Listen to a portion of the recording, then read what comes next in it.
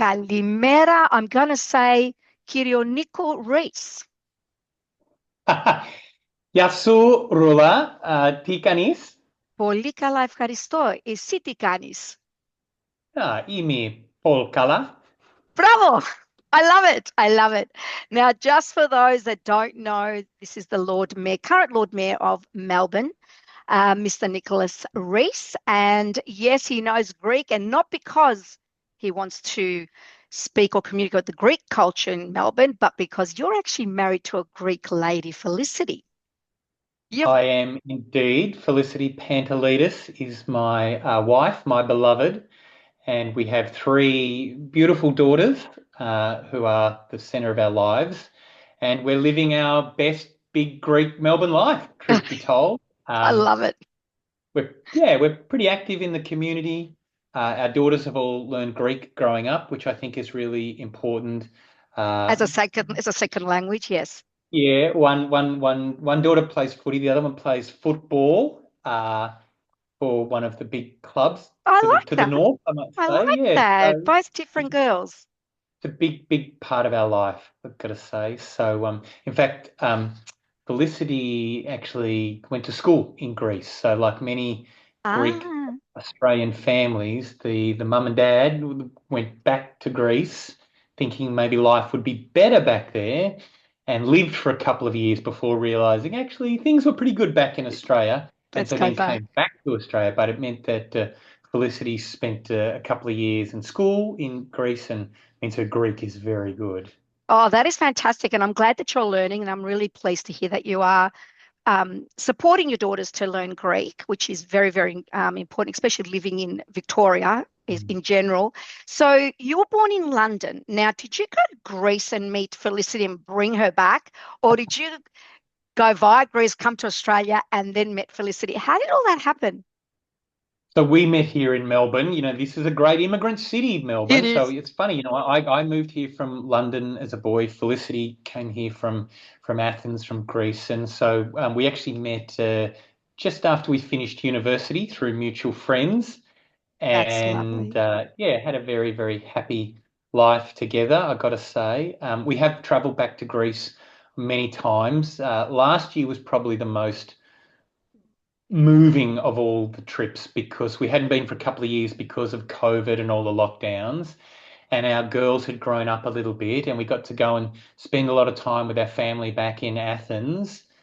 And yeah, it was incredible to catch up with everyone after so many years and see how everyone was growing up. All the kids and the cousins are all growing up, and just yeah, make that family connection. It was really beautiful. Well, that's amazing. So it does sound like the big fat Greek wedding. Did you? Oh, yeah, that's a good question.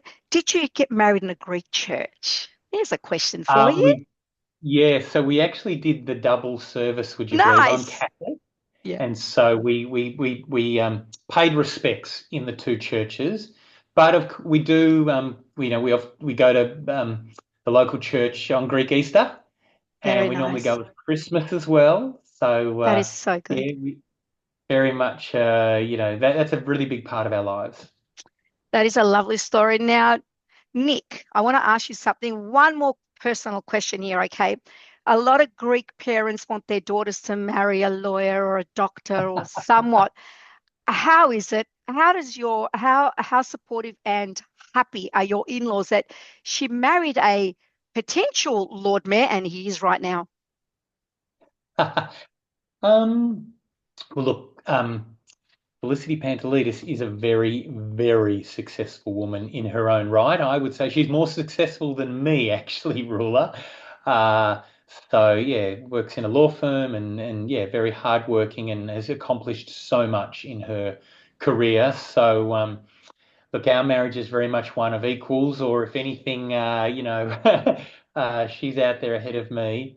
But look, I get on really well with George and Messina, who are my In-laws? parents as well, my in-laws, and we're a very close family. I've been very lucky in life in that Well, regard, Rula. congratulations to both the families. And congratulations in becoming the Lord Mayor after Sally Capp stepped away. And look, I've got to say, I was a huge supporter of Sally Capp. One, because she is a female Mm. in a man's world. And for me, she had a lot of challenges. And I think for her career, that probably would have been the best for as a learning thing as well, going through COVID and then being reappointed and getting it back to where we are. But of course, there's a lot of work to be done. Now, before we talk about that, I just want our audience to know that you're not just in council, you're not just the Lord Mayor, but there's a bit of history behind you. Many may remember you as the host of Politics headquarters between 2017 and 19 on Sky News. You appeared in 2015 in the award-winning documentary The Killing Season, which recounted the leadership struggles between Kevin Rudd and Julia Gillard, and they're the two very, very remarkable people in their own right. Um, let's go on to how did you get to go into local council? Oh no, actually, before we do that, one more little thing. Mobros. So in Oh, 2004, now I remember this one because my son supports it. So in 2004, you were the original Mobro who got together to raise funds for the Movember Foundation. Since then, the foundation has raised almost $1 billion for prostate cancer, testicle cancer, men's mental health. And you've also served as a non-executive director on the Movember Foundation Board of Directors since the establishment of the board in 2007. So moving on from that, how did you get into local council? well, look, there's a couple of stories to unpack there, Ruler. Yes, I was one of the original Mobros behind the Movember global mustache growing movement. And, it's such a great story. Movember started in Fitzroy here in Melbourne. A couple of mates of mine getting together going, hey, how do we bring back the mustache in terms of men's grooming? And we hit on the idea of growing mows over the month of November and raising funds. And my dad had prostate cancer. He's a prostate cancer survivor. I'd Okay. also lost a couple of mates to suicide. And so we thought we would try and get people to sponsor our mustaches and donate the funds towards men's health, prostate cancer, and as you said, men's mental health and suicide prevention. So yeah, fast forward 21 years now, Movember's gone global It and probably has. the most successful charity to ever come out of Australia, having raised over $1 billion. But most importantly, Rula, it's the outcomes. When we started That's right. Movember, the prostate cancer survival rate for men in Australia was 68%. Now it's 98%. Like Isn't that that is fantastic? millions of Aussie men in Australia and across the world living happier, healthier, longer lives. I've also worked in politics a bit. I've worked in, business, charity, and politics over the course of my life. So yes, I did work for Julia Gillard when she was Prime Minister of Australia, an absolutely fine, fine woman, Julia. And I was honoured to serve in the office of the Prime Minister. Um, and I also, as you mentioned, I was Deputy Lord Mayor to Sally Capp. And so I've been really fortunate. I've worked with two really strong women in really senior positions in government in this country. And I learned a lot from that, I've got to say. And we've got to say, Um, look, we need to mention here because behind every great man, there's a great woman. And you've served, to two very powerful women. But let's face it, you knew exactly what you're doing because you've already learned from your missus, yes, Felicity. indeed. I am surrounded by Kudos strong to her. women. Yeah. And I've got three daughters as well. So I'm truly blessed, you may say, Ruler. Oh, well done. How did I get involved in Local local council. government in the city of Melbourne? So, look, I'd been out of, worked for Julia Gillard. That came to an end. You've probably all seen the documentary series or watched it on the television. And then I sort of went into business life and doing other things. I had my TV show on Sky News, which I used to love doing. I did some work at the University of Melbourne in the commercialization field, which I loved, and I got approached to sort of say, "Hey, would you be interested in putting your hand up to be a councillor in the city of Melbourne?" And I thought if I'm being really honest, Ruler, I got the call of the wild. I thought, yeah, let me, I'm Let going to go do for it. this. I really felt that I could make a positive contribution to the city, bringing together my experiences and what I know about Melbourne and my love of Melbourne as well. And so, yeah, I stood to be a councillor in 2016 and I was successful. Then I stood to be the Deputy Lord Mayor of Melbourne in 2020. I was running with Sally Capp as a ticket and we were successful. And now here I am in 2024 putting myself forward to be the Lord Mayor. The next 4 years. Let's just touch on a little bit with Sally Capp when you were deputy. What was one that you believe or remember it had an impact on you, one of the biggest challenges? Because it was a Look, very, very different time of our lives, I was. unprecedented times. What was one of the biggest challenges that you and Sally faced and tackled together? Look, obviously the biggest challenge was the lockdowns and COVID ruler. Like, Melbourne was the most locked down city in the world. And it was, we got pulverized. It was terrible. And, that was the decision of the federal government and the state government. But at the city of Melbourne, we had to deal with the consequences of that. And, we were in economic terms, the city of Melbourne was the hardest hit area in Australia. On a working day in the central city, there's over 1 million people in the city. At the height of COVID, that number had dropped down to about 50,000. So people just left the city. The little businesses, the shopkeepers, the traders, they really got hit for six. And so it was so difficult for everyone. But I've got to tell you, in those really hard, dark days, we saw the best of Melburnians, ruler. Yeah. At the City of Melbourne, we were providing emergency food relief to people living in the public housing estates. And these are We were stories providing, that people don't really know about. So I'm yeah. thanking you for opening up. No, thanks, ruler. So yeah, we were providing emergency food to people in the council flats. You might remember they got like hard lockdown Yes. in there, and so we got the food supplies into them. We ran a massive vaccination hub at Melbourne Town Hall, where homeless people or people without any identification could come in and get vaccinated, no questions asked. So everyone in our community could get vaccinated. We also provided a lot of relief to the international students of Melbourne because people forget about them, right? Like That's right. um, the world's airlines got closed. There was no planes flying. And so if you were a student who'd come here from another country to study, you couldn't fly back home. And then there was no work to do either. And so, and they weren't allowed to get any welfare. The Australian government said, no, you're not entitled to the dole. And so we were having to do emergency food relief for the international students in Melbourne during that period as well. So it was really challenging times, ruler. But in those toughest of times, I think we saw the best of Melburnians, and I think at the City of Melbourne we really rose to the challenge. I think we did too. And let's, let our audience also remember it didn't just hit Melbourne or Victoria, it was across Australia. Some Mm. states far worse than others for various reasons. And I think it's a little bit disappointing in that sometimes when people just focus on, if they're Melburnians are just going to focus on Victoria, they don't know what goes on in the other states and vice versa. And then we take it upon ourselves to think that, we are the only ones suffering. But in actual fact, it Mm. was Australian wide. Um, and yeah, I think Melbourne's did shine. Many did shine. Many did embrace the lockdowns and turned it Mm. into a positive time.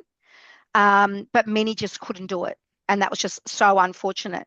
Okay, moving forward Yeah, I now. used to get a lot of abusive phone calls, I've got to tell you, ruler. I bet you A lot of did. angry people would be calling me, as if I was responsible for the lockdowns. I mean, you take it as part of the job, but yeah, they were really tough times for all of us. And thank God it's behind us and we just move on. And the great thing about Melbourne is, we're the greatest city in the world. We do come back so well. We And I think do. the trajectory for Melbourne is really positive, right? And I think in everybody's minds right now, particularly all the candidates, is how do we liven up Melbourne again? How do we bring them up lights and shining? Um, what do you think sets you what do you feel sets you apart from the candidates running for this position? Because there's some pretty strong candidates out there, and some of them have got some really extraordinary, huge followers, I must say. Well, look, I think I've got the experience and the track record that really sort of sets me up to do this job, ruler. I've obviously served as Deputy Lord Mayor of Melbourne for 4 years. I've done my apprenticeship at Town Hall, and I'm now ready to lead the city. I've done a lot of things over the course of my career. I've started businesses. I've built, probably the most successful, or helped build probably the most successful charity to ever come out of Australia in Movember. Also started the Big Issue, the street newspaper that helps homeless people. Um, I've got a lot of experience in business and government. And most importantly, I'm putting forward a really positive plan for Melbourne going forward. I want Melbourne to be the best and fairest city in the world. And I've got a plan to deliver just that. And I've got the experience to know how to get the job done. When I became Lord Mayor, I've got a lot of respect for Sally Capp. I was a hardworking deputy, but I'm my own guy as well. And so as Lord Mayor, I've got new energy for new priorities for the city. So I said that one of the first things I did was get rid of the e-scooters around the city because I thought that they were just creating a nuisance on the footpaths with lime and neuron, making our footpaths safe again. Also said that city cleanliness and safety were going to be top priorities for me, and I've been going That's really right. hard after those issues. And now, I'm putting forward a really positive plan for the city. I'm promising a rates freeze, promising to light up Melbourne, lighting up the beautiful heritage buildings of the city, more funding for major events as well, to keep those visitors coming to the city and keep us the world-class city that we know we are. Well, apart from all that, you also created or introducing the Melbourne 3000 board, which consists of 7 people. And I must say, you've got some pretty good people going to be working around you. You've got Mark Scott, a small business leader and entrepreneur who founded Ripe Cheese in 2019 at Queen Vic Market. Lisa Tay, and I'm sorry if I don't pronounce her surname incorrectly, digital entrepreneur and marketing expert known for innovative approach for problem solving and a passion for supporting small businesses. You've got now, is it Hamdi Ali? Hamdi, yep, Hamdi Hamdi Ali, Ali. Yep. a proud Carlton resident, family man, community organiser who has spent the last 12 years involved in Melbourne's community work, including running the Carlton Public Housing Estates Residents Association. Janine Patterson, a resident of the City of Melbourne for 18 years, Deputy President and founding member of South Bank 3006, a residents group advocating for South Bank's livability and safety. Kevin Louis, a seasoned council member with extensive experience in small business, local government and community engagement. Simone Hartley Ken, an experienced professional, has raised her family in Kensington with a passion for developing people and supporting her community. And Sue Stanley, OAM, a former elite athlete, health advocate, and Docklands resident who's passionate about promoting healthy lifestyles, community well-being. I think you've got it down pat there.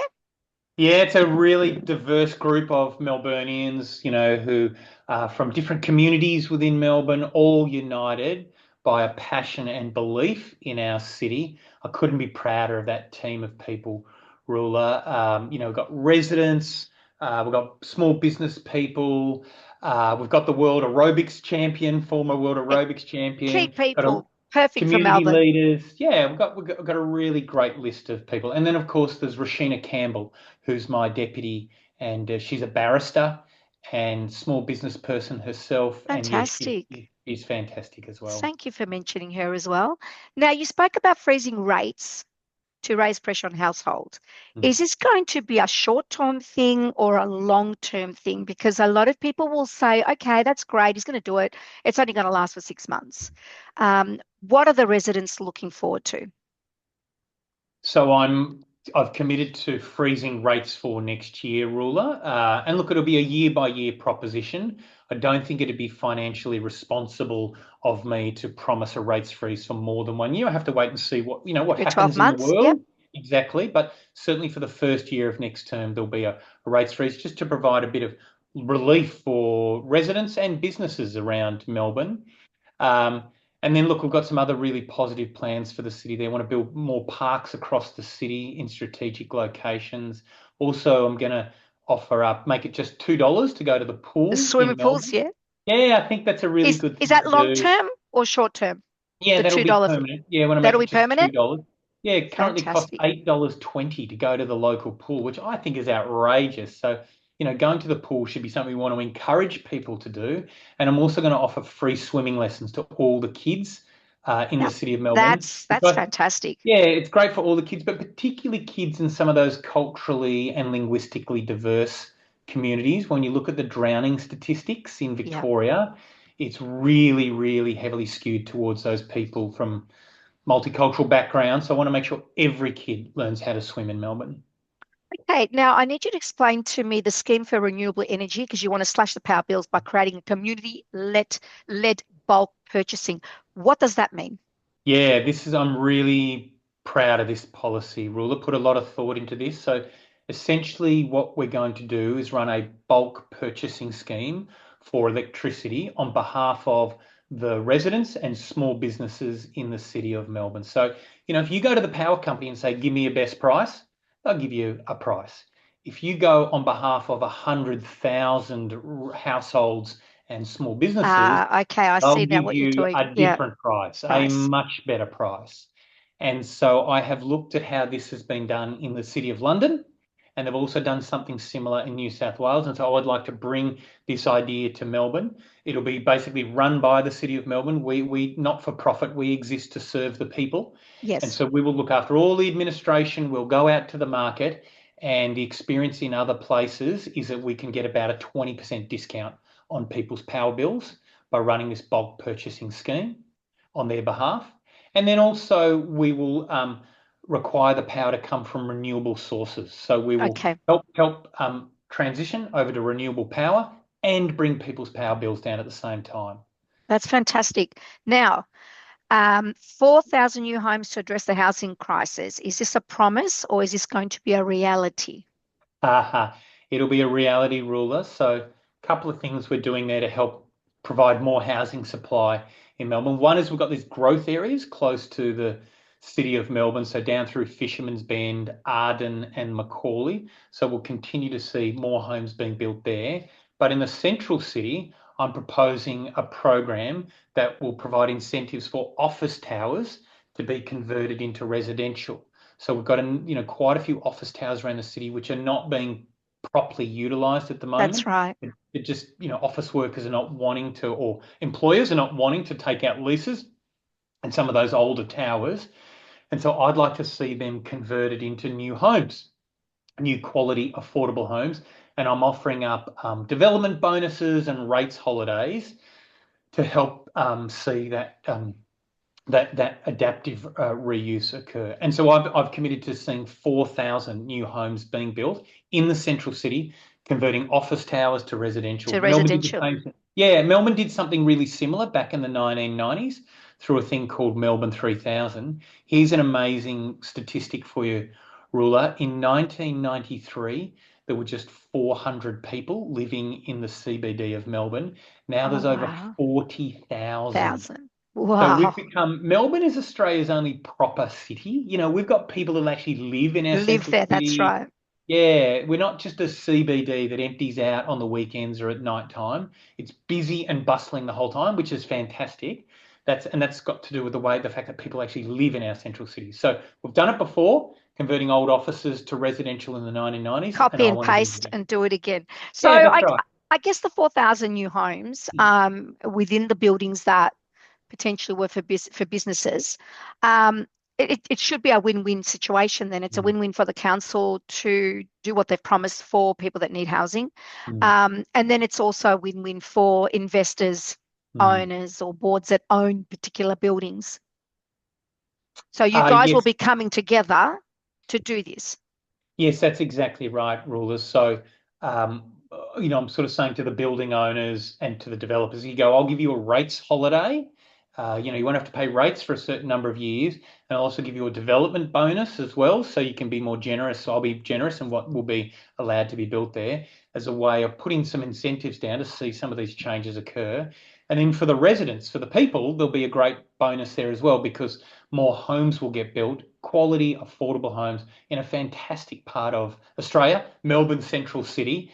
And so that'll be great for them, and it'll be great for the city as well. Having lots of people living in the city, I think, is a fantastic thing about Melbourne. It sets us apart from other cities like Brisbane or Sydney. And so yeah, I think it's a win-win-win actually. It is. Okay, let's talk about safety because that is a key thing amongst most of the candidates, safety Mm, in Melbourne. And I need to say, for me, I don't feel unsafe going to Melbourne after hours. I think we do need to be very vigilant, and that's across any city, really, after hours. So, how do we improve safety? Because I have read that you want to implement 24/7 city safety officers, better lighting, security cameras. These security cameras were implemented even well before mm. COVID, and I need people to remember that.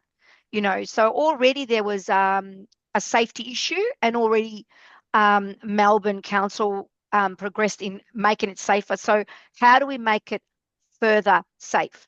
Yeah, I mean, you make a really good point, Ruler. Melbourne is a very safe city.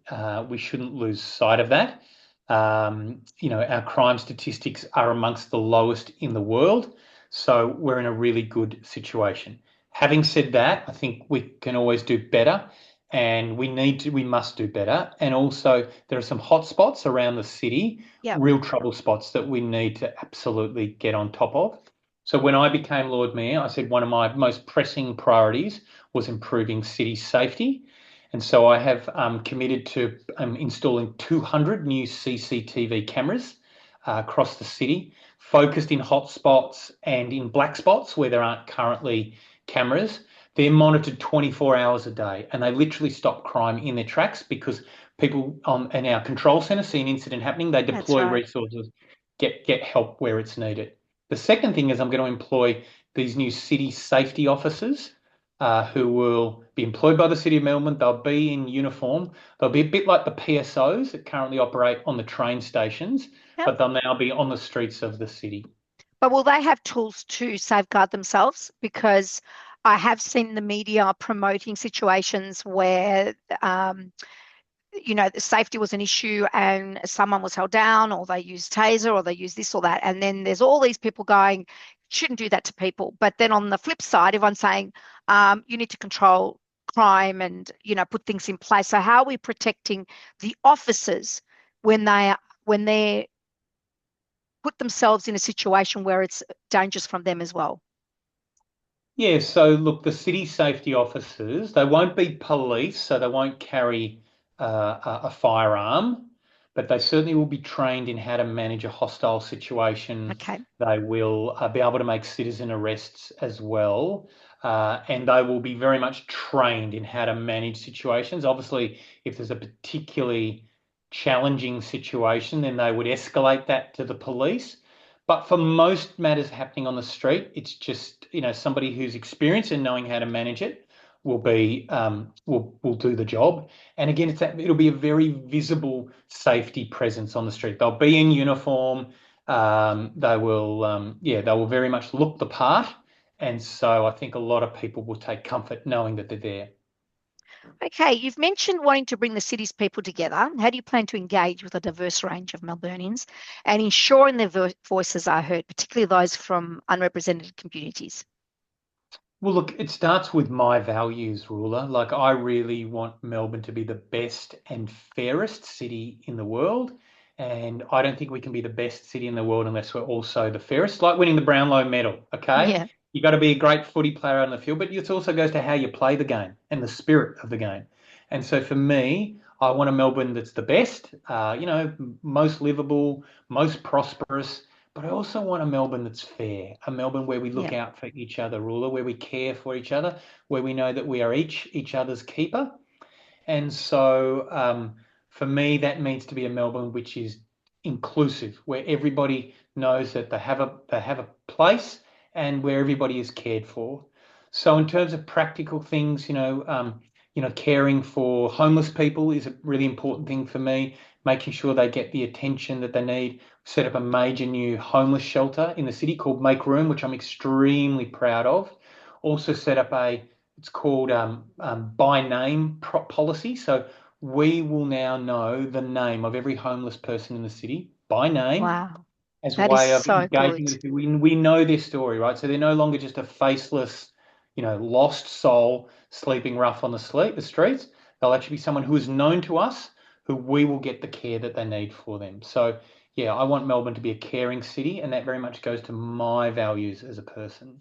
I think that's wonderful because as you were saying that, I reminisce back pre-COVID time, where I used to go on a Wednesday night to Elizabeth Street, just outside of Swanston Street, a part of an organisation where we fed the homeless, and Christmas night.